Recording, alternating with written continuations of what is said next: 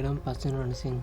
අද අපිට ලැබිලා තියෙන ටාස්ක් එක තමයි හෝම් පේජ් එකට කරසල් එකක් ඩෙවලොප් කරන එක.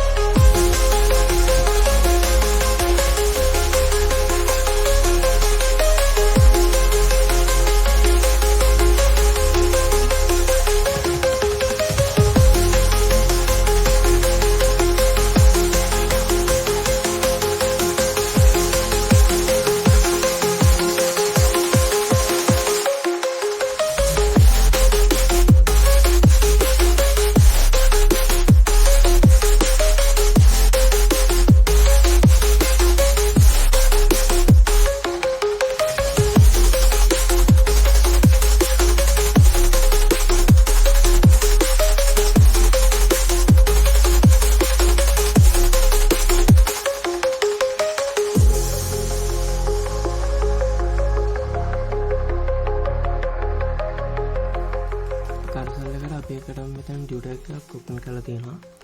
ඩියුටෙක් එකේ සයිස් එක කෝල් 12ක් දීලා තියෙනවා.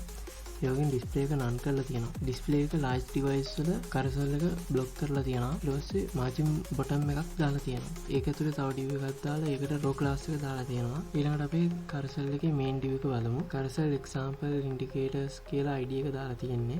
ඔෆ්සෙට් 2 එක, කෝල් 8 එක, කරසල් ලයිට් කියන ක්ලාසස් ටික එකට දාලා තියෙනවා. ඊළඟට ඒක ඇතුලේ කරසල් එකේ ඉන්ඩිකේටර්ස් ටික දාලා තියෙනවා. කරසල් එකේ ඉන්ඩිකේටර්ස් කියන්නේ කරසල් එකේ ස්ලයිඩ් වලට මාරු වෙන්න පුළුවන් විදිහට බටන්ස් ටිකක් කරසල් එකේ යටින් දාලා තියෙනවා. ඒවට තමයි කරසල් ඉන්ඩිකේටර්ස් කියන්නේ. ඉතින් අපේ කරසල් එකේ ස්ලයිඩ්ස් 3ක් තියෙන හින්දා තමයි අපි මෙතන බටන්ස් 3ක් දාලා තියෙන්නේ. මෙතන database slide 2 කියන එකෙන් තමයි ඔය ස්ලයිඩ් එකකටද යන්න ඕනේ කියලා දාලා තියෙන්නේ. active class එකෙන් කරන්නේ කරසල් එකේ දැන් තියෙන ඉන්ඩිකේටර් එක highlight කරලා පෙන්නනවා. ඊළඟට අපි තව ඩියුටෙක් එකක් open කරලා ඒකේ class එක දාලා තියෙනවා කරසල් inner කියලා.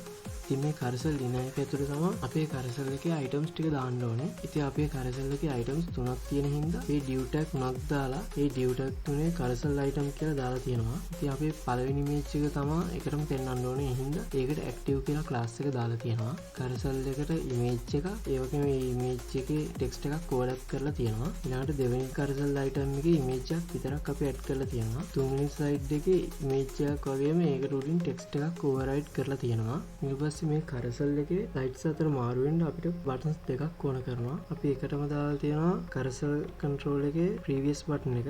ඊට පස්සේ next button එක දාලා තියෙනවා. හරි දැන් අපි බලමු අපේ කරසල් එක කොයි වගේද කියලා.